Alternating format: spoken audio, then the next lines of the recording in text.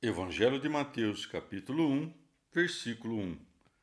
Genealogia de Jesus Cristo, filho de Davi, filho de Abraão.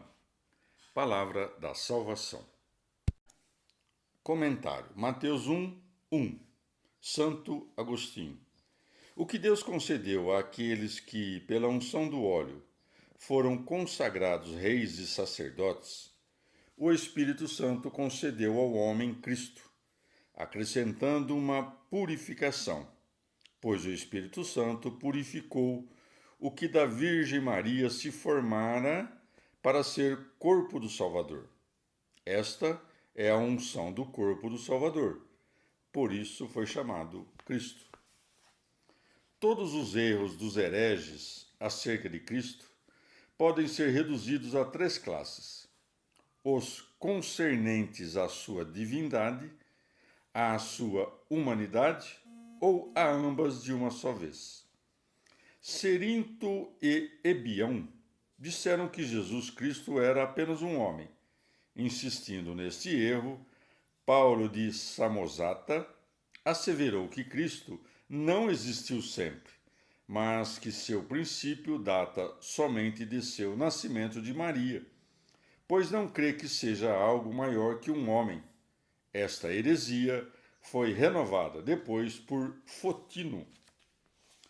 A perversidade de Nestório foi afirmar que o engendrado do seio da Virgem Maria foi apenas um homem, a quem o Verbo de Deus não assumiu em unidade de pessoa e união inseparável. Erro que ouvidos católicos de modo algum puderam suportar. Alguns fazem de Sabélio discípulo de Noeto, que dizia que Cristo era o mesmo e idêntico Pai e Espírito Santo. Os maniqueus disseram que nosso Senhor Jesus Cristo era um fantasma e que não poderia nascer de um útero de mulher. Mas, se o corpo de Cristo foi um fantasma, o Senhor então nos enganou. E se nos engana, não é a verdade, mas Cristo é a verdade. Então seu corpo não foi um fantasma. Fausto diz: é certo que o Evangelho começou a existir, a ser nomeado a partir da pregação de Cristo, que em nenhum lugar diz que nasceu dos homens. Mas a genealogia não é o Evangelho, pelo simples fato de que nem sequer seu escritor se atreveu a denominá-la como tal. O que então ele escreveu? Livro da genealogia de Jesus Cristo, filho de Davi. Não é livro do Evangelho de Jesus Cristo, mas livro de sua genealogia, prossegue Fausto. Vede como Marcos, que não teve o cuidado de escrever a genealogia, mas apenas a pregação do Filho de Deus, que é o Evangelho, iniciou de modo tão competente: Evangelho de Jesus Cristo, Filho de Deus, para que se veja que a genealogia não é o Evangelho. No mesmo Mateus 4,12, lê-se que, depois da prisão de João, começou Jesus Cristo a pregar seu Evangelho. Portanto, tudo o que se narra antes disso consiste na genealogia e não no Evangelho. Ative-me a João e Marcos, cujos princípios pareceram-me suficientes porque não introduzem Davi, nem Maria, nem José. Agostinho refuta Fausto desse modo. Que responderá então Fausto ao apóstolo quando este diz: lembra-te que o Senhor Jesus Cristo, que descende do sangue de Davi, ressuscitou dos mortos, segundo o meu evangelho. 2 Timóteo 2,8? Pois o que era o evangelho do apóstolo Paulo era o também dos demais apóstolos e de todos os fiéis encarregados da pregação de tão grande mistério. E assim o diz em outra parte: seja eu ou sejam eles, assim pregamos, e assim crestes. 1 Coríntios 15:11. Então, nem todos escreveram, mas todos o pregaram. Os arianos não querem admitir que o Pai, o Filho e o Espírito Santo sejam de uma só e mesma substância, natureza ou existência, mas dizem que o Filho é criatura do Pai e que o Espírito Santo é criatura da criatura, vale dizer, criado pelo mesmo Filho, e creem que Cristo tomou a carne sem alma.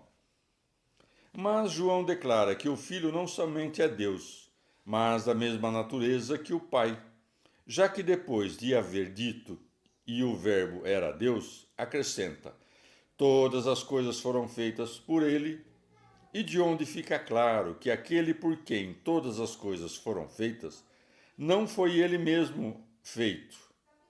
E se não foi feito, não foi criado, e assim é da mesma natureza que o Pai, pois toda a natureza que não é de Deus é criatura.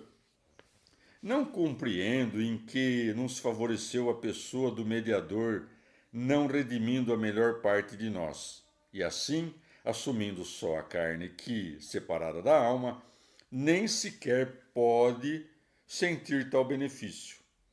Pois se Cristo veio salvar o que havia perecido, como o homem todo é o que pereceu, o homem todo necessita do benefício do Salvador. Portanto, Cristo, com sua vinda, salvou-o na totalidade, assumindo o corpo e a alma. Que respondem, ademais, a tão claros argumentos da Escritura evangélica que o Senhor tantas vezes menciona contra eles?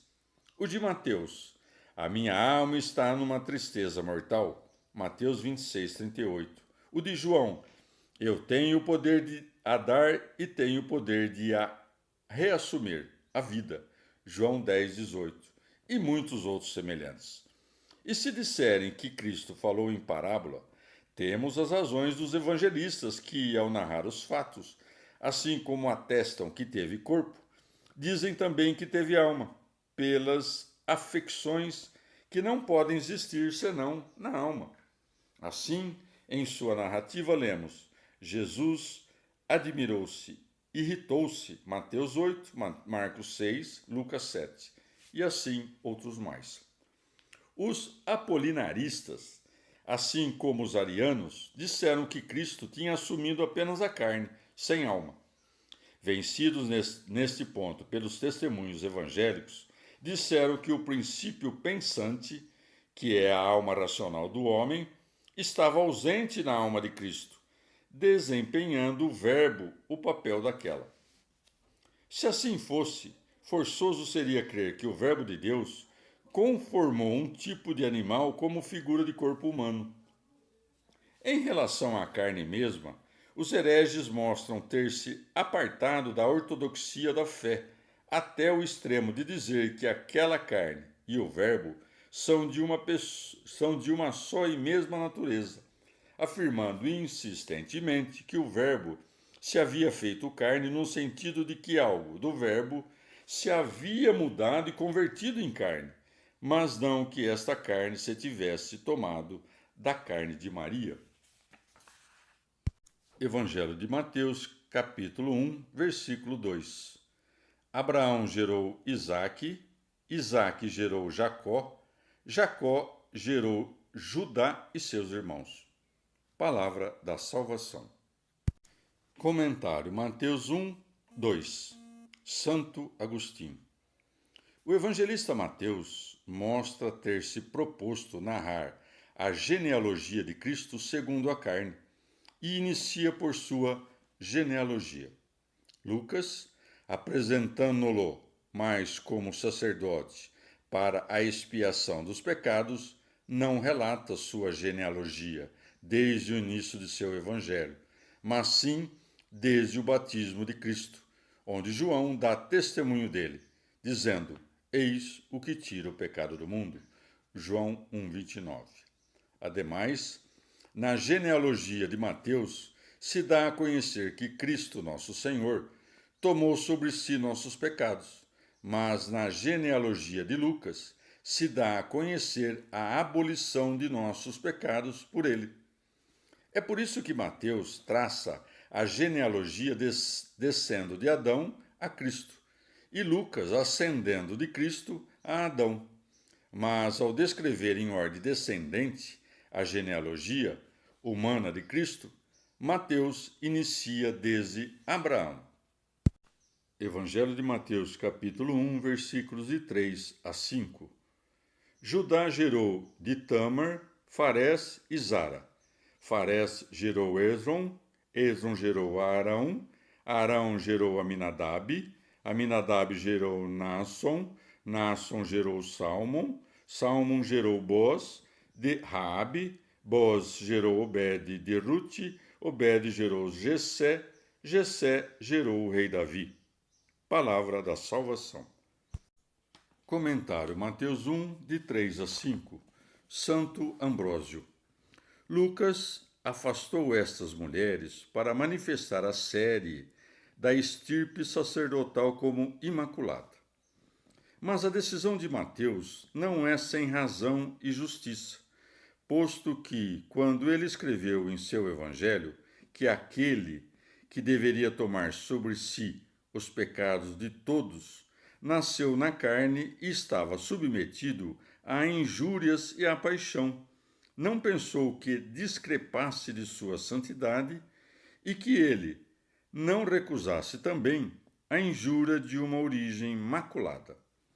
Tampouco seria vergonhoso para a Igreja o fato de ser congregada entre os pecadores, uma vez que o próprio Senhor nasceu de pecadores. Por fim, para que os benefícios da redenção pudessem ter início com os seus próprios antepassados, e para que não se creia que a mancha da origem possa ser impedimento para a virtude, nem que algum insolente se gabe de sua nobreza. Vede, no entanto, que Mateus não nomeou inutilmente os dois irmãos, Farés e Zara, mesmo que a genealogia só exigisse a menção de Farés. Nessa menção de ambos há um mistério. Nos dois irmãos gêmeos está descrita a dupla vida dos povos, um segundo a lei, outra segundo a fé. Mas como Ruth, que era estrangeira, casou-se com um judeu, e por qual razão o evangelista julgou que deveria mencionar na genealogia de Cristo esta união que a lei designava como adúltera? Parece disforme que o Salvador proceda de uma genealogia ilegítima, a não ser que acudamos à sentença do apóstolo. A lei não foi feita para o justo, mas para os injustos. 1 Timóteo 1,9. Como entrou Ruth no povo de Deus, sendo estrangeira e moabita, principalmente quando a lei de Moisés proibia tais enlaces e excluía os moabitas do povo de Deus, senão porque a santidade e a pureza de suas obras a colocaram acima da lei mesma? Ela passou além da determinação da própria lei e mereceu ser computada entre os ascendentes do Senhor, por causa do parentesco escolhido do espírito, não do corpo. Ruth é um grande exemplo para nós, pois nela estamos prefigurados todos nós que entramos, recolhidos dentre os gentios, na Igreja do Senhor. Evangelho de Mateus, capítulo 1, versículos de 6 a 8. Davi gerou Salomão daquela que foi mulher de Urias. Salomão gerou Roboão. Roboão gerou Abias. Abias gerou Asa. Asa gerou Josafá. Palavra da salvação. Comentário. Mateus 1, de 6 a 8. Santo Ambrósio. Mas a excelência do santo Davi sobre todos será em ter se reconhecido homem e em haver procurado lavar com lágrimas de penitência o pecado de haver roubado a mulher de Urias. Com isso mostra que ninguém deve confiar na própria virtude, porque todos temos um grande inimigo, invencível para nós, sem a ajuda e o favor de Deus. Encontrarás muitas vezes em personagens ilustres graves pecados, como prova e ensinamento de que, como homens, se renderam à tentação, para que nunca se julgassem por suas qualidades eminentes mais do que homens. Evangelho de Mateus, capítulo 1, versículo de 8 a 11. Josafá gerou Jorão. Jorão gerou Uzias. Uzias gerou Joatão. Joatão gerou Acás. Acás gerou Ezequias. Ezequias gerou Manassés. Manassés gerou Amon. Amon gerou Josias. Josias gerou Joaquim. E Joaquim gerou Jecomias e seus irmãos, na época da deportação para Babilônia. Palavra da salvação. Comentário: Mateus 1, de 8 a 11. São Jerônimo. No segundo livro dos Reis, lê-se que Jorão gerou Uzias. Tendo este morrido, Josabé, filha do rei Jorão, irmã de Uzias, tomou Joás, filho de seu irmão, e o livrou da carnificina praticada por Atalia. A Joás sucedeu no reinado seu filho Amazias, depois do qual reinou o filho deste, Azarias, que é chamado Uzias, a quem sucedeu seu filho Joatão. Vês, portanto, segundo a fidelidade histórica, que houve 3 reis intermediários, os quais foram omitidos pelo evangelista. Jorão também não gerou Uzias, mas Ocosias e os demais enumerados. Mas como o propósito do evangelista era pôr em distintos períodos a 3 séries de 14 cada uma, e Jorão se havia misturado com a família da muito ímpia Jezebel, sua memória desaparece até a 3ª geração, ou seja, até Uzias, para que não fosse colocada na santa genealogia. Ou, de outro modo, deve-se saber-se que o primeiro Jecomias é o mesmo Joaquim, e o segundo é o filho, não o pai, e que o nome do primeiro se escreve com K e M, e o segundo com CH e N, escrito que, por erro dos copistas e pela distância temporal, confundiu depois os escritores gregos e latinos. Evangelho de Mateus, capítulo 1, versículos de 12 a 15. E, depois da deportação para a Babilônia, Jecomias gerou Salatiel. Salatiel gerou Zorobabel. Zorobabel gerou Abiúde. Abiúde gerou Eliacim. Eliacim gerou Azor. Azor gerou Sadoc. Sadoc gerou Aquim. Aquim gerou Eliúde. Eliúde gerou Eleazar. Eleazar gerou Matã. Matã gerou Jacó. Palavra da salvação. Comentário: Mateus 1, de 12 a 15. Rábano Mauro. Mas vejamos a significação em sentido moral destes ascendentes do Senhor. Depois de Jecomias, preparação do Senhor, segue Salatiel, Deus minha petição. Porque o que está preparado não busca nada senão Deus.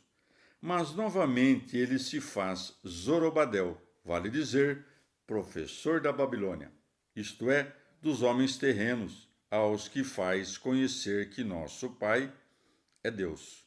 É o que significa Abiúde. E então aquele povo reergue-se dos vícios, de onde seguem-se Eliaquim, que se traduz por ressurreição.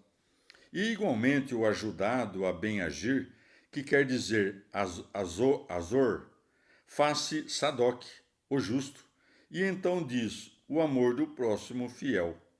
Ele é meu irmão, que significa Aquim, ou pelo amor de Deus, que se traduz por Eliúde, meu Deus.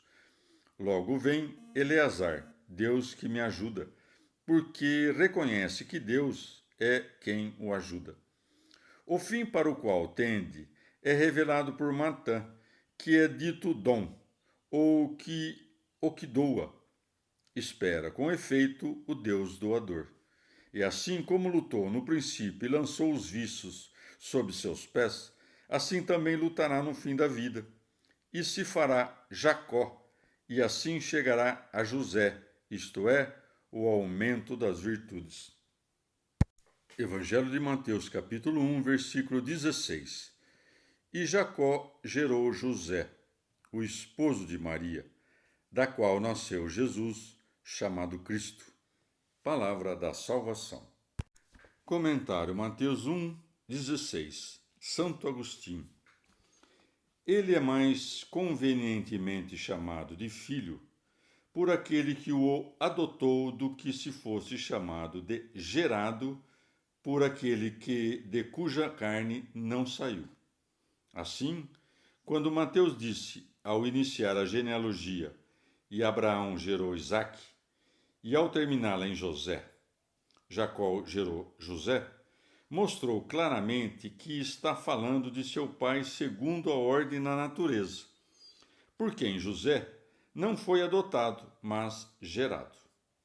Ainda que Lucas dissesse que José foi gerado por Eli, tal expressão não nos deriva perturbar. Com efeito, não é absurdo dizer que alguém que adotou um filho gerou-o não pela carne, mas pela caridade. Com razão, Lucas, expondo a genealogia de Cristo, não desde o início do Evangelho, mas desde seu batismo, e apresentando-o de preferência como sacerdote para a expiação de nossos pecados, se encarregou de narrar sua origem pela adoção legal, porque pela adoção somos feitos filhos de Deus, crendo no Filho de Deus. Mas pela genealogia carnal relatada por Mateus, vemos de preferência que o Filho de Deus foi feito homem por nós. Lucas nos mostra suficientemente a razão pela qual chama José de filho de Eli, pois José foi adotado por Eli, quando chama Adão de filho de Deus pela graça, a mesma que ele perdeu depois pecando, quando Deus o estabeleceu no paraíso tal como um filho. Isto é contrário à afirmação de Valentino, que disse que Cristo não havia assumido nada da Virgem, mas que havia passado por ela por um riacho ou um canal. Porque quis Deus tomar a carne no ventre de uma mulher é algo conhecido por seus desígnios secretos, talvez para dignificar desse modo os dois sexos, assumindo a forma de um varão e nascendo de uma mulher, ou por outra causa que eu não diria de modo temerário. O que pela unção do óleo concedia Deus aos que eram ungidos para ser reis, realizou o Espírito Santo no homem Cristo, acrescentando uma purificação. Por isso, quando nasceu, foi chamado Cristo. Não estaria de acordo com o direito divino que José julgasse dever separar-se de Maria, porque ela não deu à luz Jesus Cristo por meio da cópula carnal, mas permanecendo sempre virgem.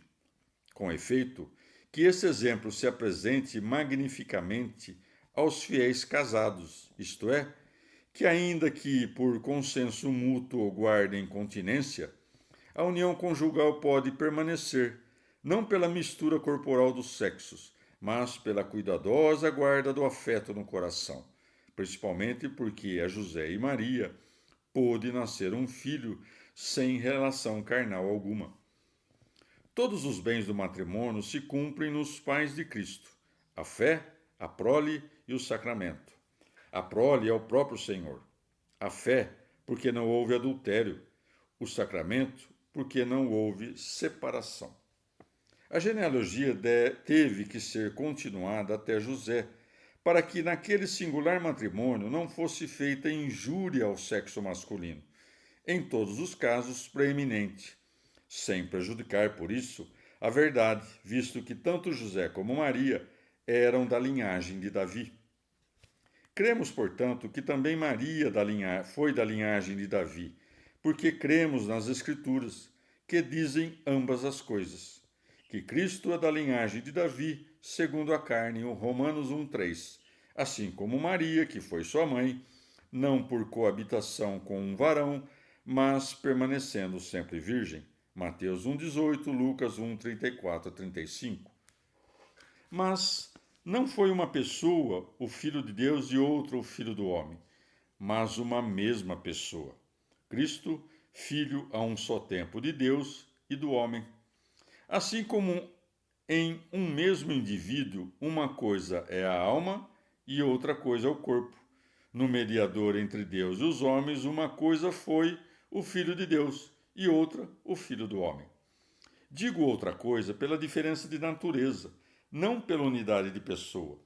Mas, objeta o herege, não sei como ensinais que nasceu no tempo e mesmo que dizeis coeterno ao Pai, posto que o nascer é como um certo movimento de um ser que não existe antes de nascer e para o qual o nascer traz o ato de existir, de onde se infere que o que já existia não pôde nascer e que, se pôde nascer, não existia antes. Ao que responde Agostinho: suponhamos, como muitos querem, que há no mundo uma alma geral, que de tal sorte vivifica todas as sementes por uma certa operação inefável, que permanece sempre distinta das naturezas engendradas. Indubitavelmente, essa alma, quando chegou ao útero, para formar a matéria passiva segundo as funções que deverá poder depois exercer, faz com que haja consigo uma mesma pessoa naquele ser que sabemos que não tem a mesma natureza dela, de onde se faz, pela ação da alma na matéria passiva, um só homem, a partir de duas naturezas, sendo a alma e a carne distintas. E assim, confessamos que a alma nasceu do útero, esta mesma alma que, vindo ao útero, dizemos que conferiu vida ao concebido. Afirmarei que ele é dito nascido de sua mãe, que lhe formou um corpo a partir de si mesma, no qual ele poderia nascer. Não como se, antes dele nascer, sua mãe pudesse, no que se refere a ele, não estar enraizada no ser. Assim, portanto, de uma maneira ainda mais incompreensível e sublime, o Filho de Deus nasceu tomando para si a perfeita humanidade de sua mãe. E ele que, por sua singular onipotência, é a causa do nascimento de todas as coisas geradas. Evangelho de Mateus, capítulo 1, versículo 17. Todas as gerações, pois desde Abraão até Davi, são 14 gerações. E desde Davi até a deportação para a Babilônia, 14 gerações. E desde a deportação para a Babilônia até Cristo, 14 gerações. Palavra da salvação. Comentário Mateus 1, 17. São João Crisóstomo. Talvez o evangelista tenha dividido as gerações em 3 partes para mostrar-nos que os judeus não se fizeram melhores pela mudança de regime político. Antes, tanto sob os juízes quanto sob os reis, os pontífices e os sacerdotes persistiram nos mesmos males. É por isso que ele também relembra o cativeiro da Babilônia, indicando que nem depois dele corrigiram-se.